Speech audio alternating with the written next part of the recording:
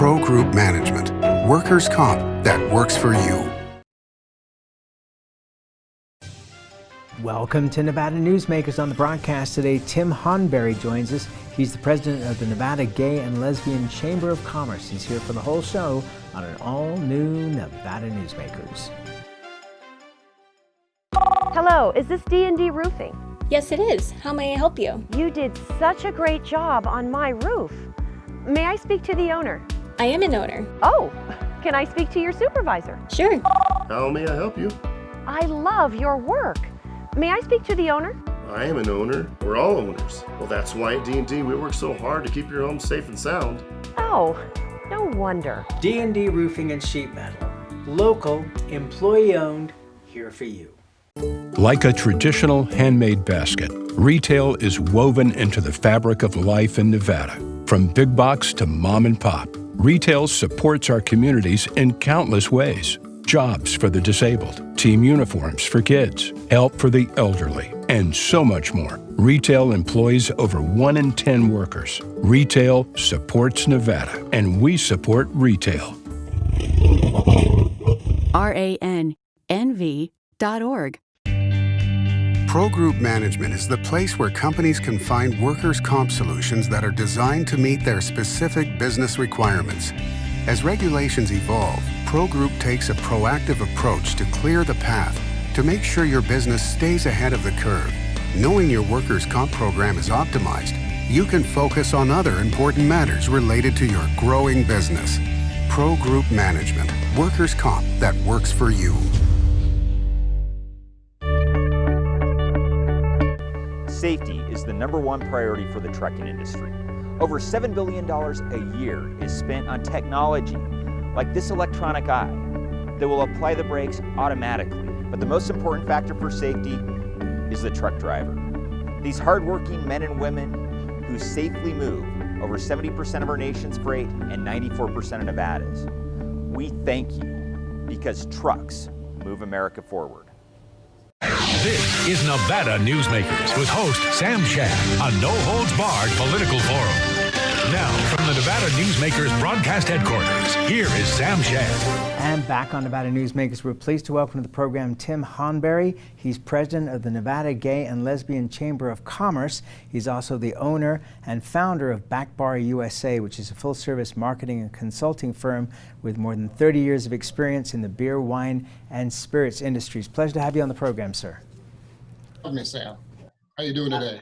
I'm doing very well. Let me start out with a news item that just came across the wires in the last hour or so as we tape the program, which is Las Vegas Sands Corp., according to the Las Vegas Review-Journal, updated its health and safety plan to ask table game players and spectators to refrain from smoking or vaping.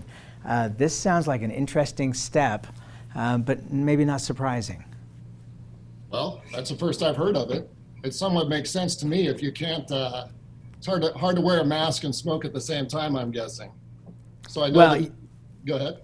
Yeah, I was going to say the least. Go ahead. I mean, if we got to take off the mask, we're allowed to eat and drink. So smoking, I mean, it's all a little bit all over the board, isn't it? Yeah, I mean, obviously over the years, various groups have tried to get a no smoking ban enforced in casinos.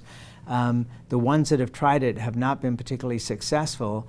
And, Asian gamers, who are a huge piece of the Nevada gaming scene, I think would be quite put off by that. And do we want to do anything else to shut off Asian gamers?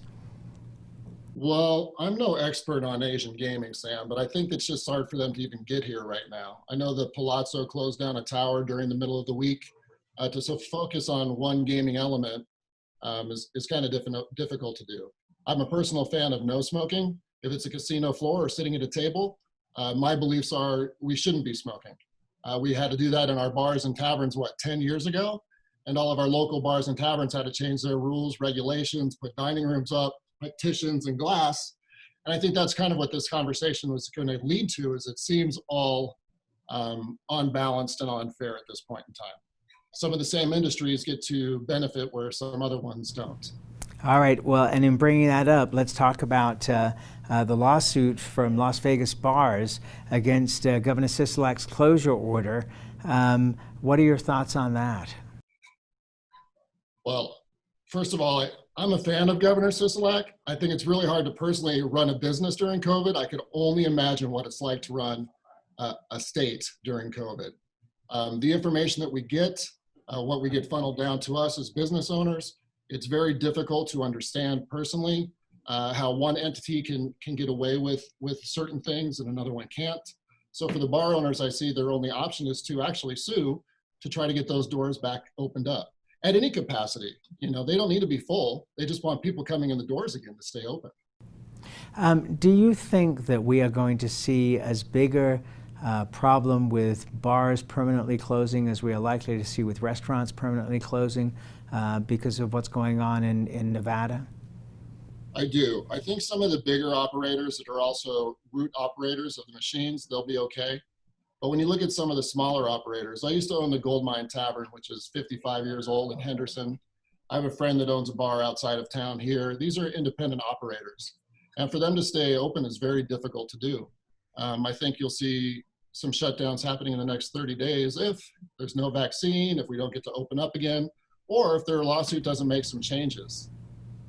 And let's be realistic. I mean, you know, even if we get a vaccine, I've been talking to people and, you know, several people have said to me, well, you know, if they come out with a vaccine, I'm going to wait 2 years before I take it because I want to make sure it's safe.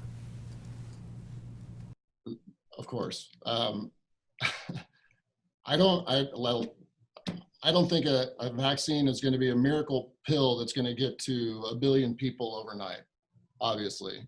Our cities open up already to tourism. We're letting people come in here from other states. We're letting people come here from other countries.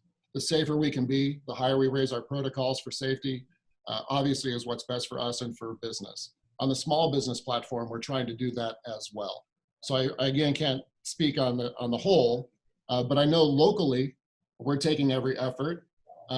They've said that they've gone after bars. They've noticed that we're not compliant by 50%, yet hardly any of these bars are mentioned in any of the compliancy reports. So we're kind of curious as to why we're closing and the other establishments aren't at this point in time. Do you get the sense that that gaming is flexing its muscle, big gaming on the Strip, and that they're doing their best to direct as much traffic to the Strip as possible, understanding that, you know, looking at their cash burn rate, they're having serious issues too? I think that the locals are still going to support locals. So yes, they're going to go to gaming. They'll go to our station casinos, our boy gaming casinos, and they'll stay local, and they're supporting those places now. I think the local bar and tavern is a whole different demographic than the Strip. I think the Strip isn't flexing muscle. The Strip is trying to stay open. We need those tax dollars to stay open. We need those dollars to keep our budget in line. We understand that this whole state is, what, 60, 70% run by the revenues we receive from gaming. But on a local level, I think it's a whole different issue. I don't think the Strip is holding us hostage to get the local tavern operators dollars. No, I don't understand why the local tavern operator isn't able to open. Let me ask you about some of the areas that your company operates in. You know, for example, marketing with nightclubs. At this point in time, when, you know, in the discussions you're having with nightclub operators, both in Nevada and around the country, which you have a huge operation, what are they saying to you about the potential for nightclubs to reopen? Well, sadly, most of the nightclub operators are furloughed. So there's still some owners out there. They're looking at their leases, they're looking at their contracts. To open a major club is very difficult to do, to bring all those people back. With the current mandates in place, we can't have groups over 50, so it doesn't even make sense to entertain the idea. What's been interesting is some of the pools have been able to convert themselves from day life to actually resort pools. So you don't have the high-end DJs, but you do have your cabanas, you have social distancing, you don't have large dance parties in the middle of the water, but they're finding ways to open some of their venues. But as far as nightlife, I think it's along the same lines as conventions. Until we're able to have large groups together again, it's going to be very difficult to have nightlife come back.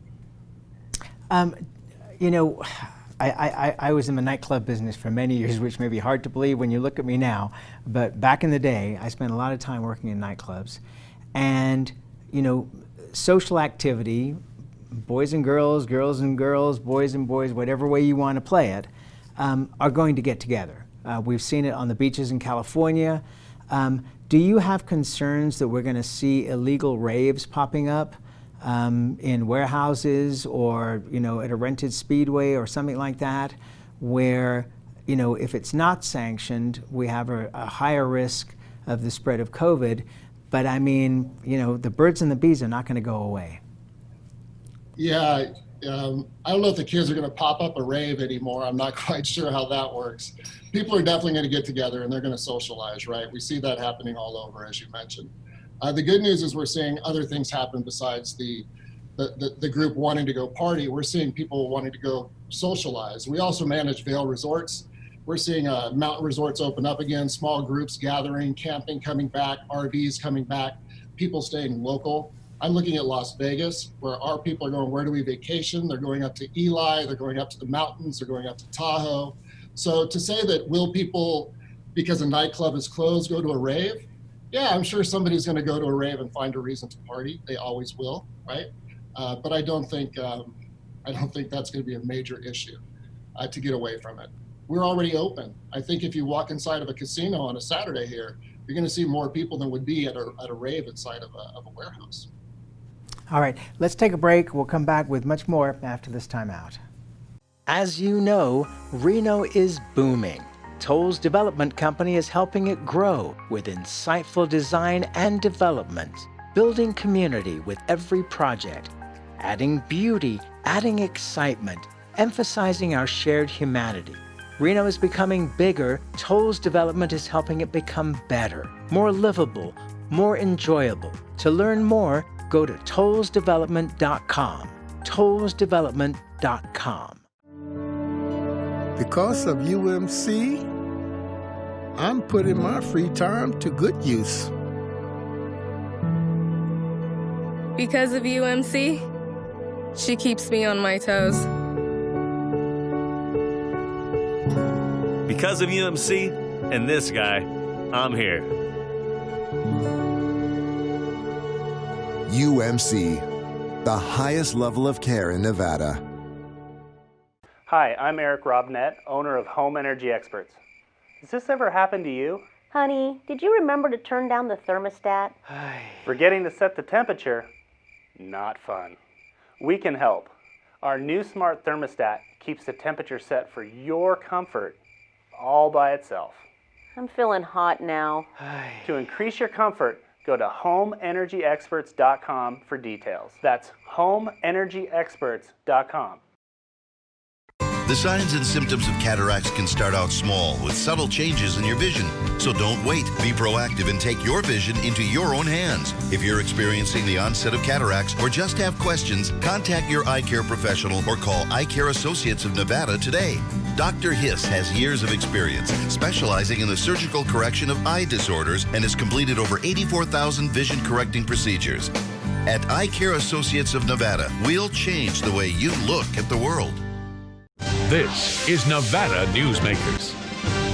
And back on Nevada Newsmakers, we continue our conversation with Tim Haughinberry. He's the president of the Nevada Gay and Lesbian Chamber of Commerce. So let me ask you, as you talk to your colleagues in the business, you specialize in corporate and national account beverage programs with an emphasis on boutique hotels, gaming, resort, nightlife, and fine dining segments of the hospitality industry. So what are the discussions behind the scenes that are not being reported by the media? Because to me, the secret of America is, our innovation, our ability to reinvent ourselves, and no place is better at that than Las Vegas.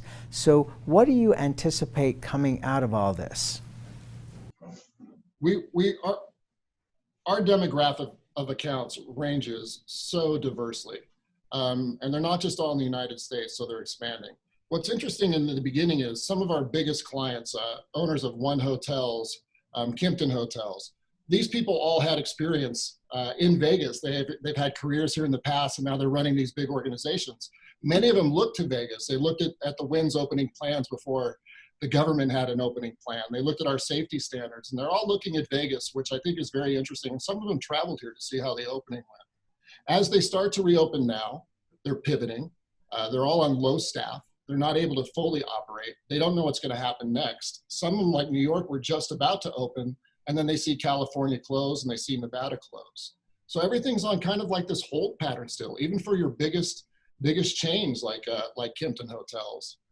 Some of our other properties that are open during COVID are our golf resorts, like Club Corp, but they have whole different standards, and their restaurants are down, so they just have golf. So everybody is taking this as a day-to-day basis, trying to figure it out, getting the information needed, and opening up slowly and cautiously. And that's not easy to do when you're running a hotel chain like MGM with 22 properties, or Kimpton with 85 in the United States with a minimal staff. So I was in San Diego last week and spent a couple of nights at the Westin at Horton Plaza. Hotel has around 450 rooms. They were at 8% occupancy. They were not changing out towels every day. You could request additional towels, but they were not cleaning the rooms every day. Not because, I mean, you could have asked for it, but that just wasn't what their standard was. How can hotels operate at 8% occupancy? Well, you know, I was at a hotel in Lake Tahoe last weekend, and it was at 65, 70% occupancy. And they had no towels, and they had no room service. And to get a coffee, you had to wait in line for about an hour and a half. So that's the whole problem. What do we do? How do we handle it? Is there going to be a local demand to fill our place? Is it going to be replacing the convention traveler? The unknown is just the unknown. These guys are trying to open up. They're trying to figure it out. What I did appreciate was everybody was kind. Everybody was patient. They understood. But you can't run a place on 8% occupancy. It's impossible. Vegas can't run on 65% occupancy. That's not possible. So we really need everything to get back up and running, and we need to get out there. We need to figure out the safety protocols, and we got to try to reopen. But until the whole world is feeling good about it, we're in this wait and hold and see pattern. Are you looking, as Jan Jones and others have suggested, that this could go on for another couple of years? Again, I'm not an expert. I don't know. You know, this is as a business owner, as the vice president of the Chamber of Commerce, we have limited information. We have mixed information. We have to do most of the research ourselves. I had a question about the bar business. It said we couldn't serve over the bar, but in the same hotel or casino, we could be serving coffee from a Starbucks. I couldn't get an answer because it's considered gray. Well, we don't want to take the chance of going gray and getting busted or fined or closed. So we have this unknown. So again, it's the communication. So it's not getting funneled down. So I can't give you a 2-year or 3-year because we're just not getting the information consistently. We don't have a plan, and we're kind of lost out here trying to figure it out. If it lasts 2 years, it's going to be a terrible thing, right? Oh, to say the least. You said earlier in the program that you're a supporter of Governor Sisolak. If you have the chance to address him here, because a lot of people who work on his staff and legislators do watch this program, what would you say to him? Well, I said I'm a supporter. I understand how difficult it is to run a business during this time. I can only imagine what it's like to run this state. And I look at the hammering, you know, half the state loves him for keeping us safe, half the state dislikes him for closing us down. I would personally just ask him for a more clear line of communication. Something that's not out of the blue, something that doesn't take a right or take a left. Give us a plan, give us a voice, let us understand what you're trying to accomplish. And I think you'll have more support. But when something is just announced with 48 hours notice, you have staff coming in, you have product in the house, it makes it very, very difficult for us to understand how something can be changed so quickly without some words behind it or some facts behind it or a plan behind it. So I would ask him to give us a clearer message. Gavin Newsom, as you know, shut down California again. Can Nevada stand another complete shutdown like that? Well, no. The answer is no. Nevada can't stand another shutdown like that. We can. It's going to create a lot of unemployment, a lot of foreclosures, a lot of people leaving the state looking for jobs, and it'll be a long road to recovery. But no, we couldn't recover quickly. No. All right, we'll have more in just a moment. Dimitri Prine here for Design Outdoor. Come visit Design Outdoor's store and backyard. to see our wide selection of fire pits, barbecues, and pizza ovens, natural stone water features and fountains, and frost-proof pottery. Our store and backyard are located at 11600 South Virginia, just north of DeMonte Ranch Parkway. Visit designoutdoor.com or call us at 851-9499. One of the most psychologically damaging things parents can do to children in divorce is disparage one another. which is why I can't believe I even have to make this commercial. Half of your kids' genetics come from this person you're spewing hate about. Your children have the right to love you both, but more than that, they deserve to love themselves. Marilyn York might be a men's rights divorce attorney, but this is for every selfish parent. Shut up!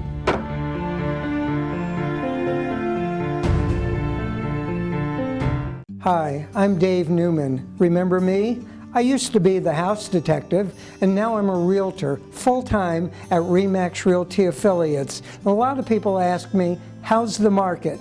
You know what? It's fantastic. If you're even kicking around the idea of buying or selling, give me a call. Let's talk about it. Call me at RE/MAX Realty Affiliates and just ask for the guy who used to be the house detective, Dave Newman. Everyone is talking about opioids, but they're not the only drugs that can be harmful if taken in large quantities or not as prescribed. You also need to be aware of side effects from anxiety drugs, muscle relaxants, sleep aids, and stimulants. Mixing prescription drugs with other drugs or alcohol can be dangerous. If you take Ambien with a glass of wine, it may be enough to stop you from breathing. Prescribed drugs can be just as dangerous as illegal drugs. Take medications only as directed. This is Nevada Newsmakers. And back on Nevada Newsmakers, we continue our conversation with Tim Haughinberry. He's the president of the Nevada Gay and Lesbian Chamber of Commerce. You know, at this point in time, you know, for businesses that have cash, they at least have a good shot. For businesses that are relying on credit, boy, it's a tough place to be. Do you see the federal government coming in with money for the state? Because the next wave is about to hit, which is, and you're already seeing it, the legislature right now in special session, where state workers are being asked for a day-a-month furlough. You're going to see that drop down to the county level, the city level. You're certainly going to see it within the school district. Do you see the federal government coming in as the cavalry? I imagine they're going to come in some way or another.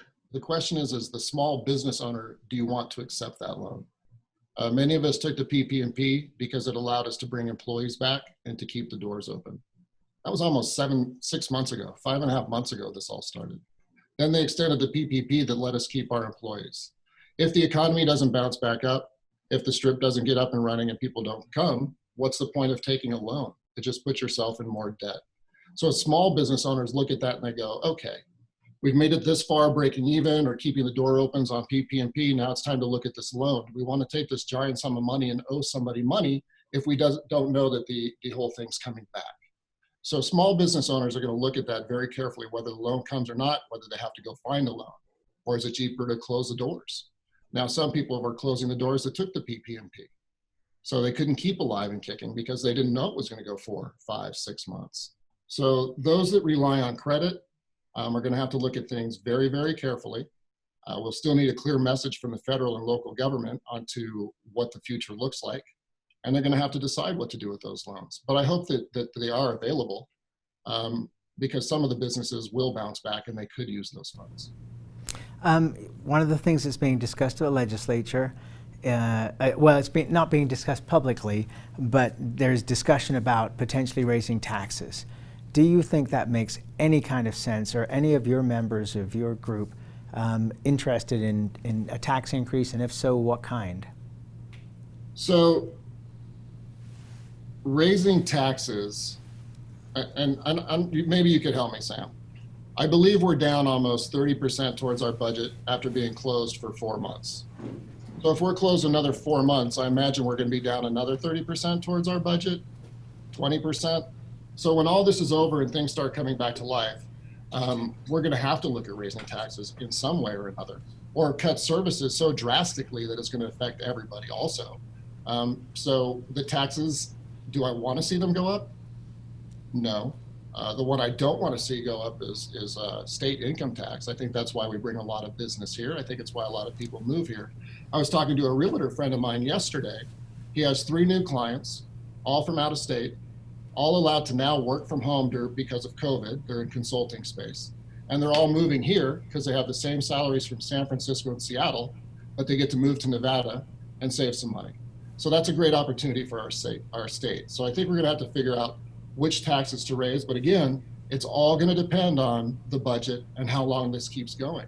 Every day this keeps going, even for the local tavern operator, the budget's going to be affected. And we're going to have to find ways of getting that money, or saving money, or cutting organizations and costs. Well, Tim, it's a pleasure to have you on the program. I'm sorry that these have all been such tough issues to talk about, but I look forward to having you come back because you work in a very exciting field. And I look forward to you coming back and talking about all the exciting things that will happen once this thing is passed. So thank you for doing this. Thank you for having me, Sam.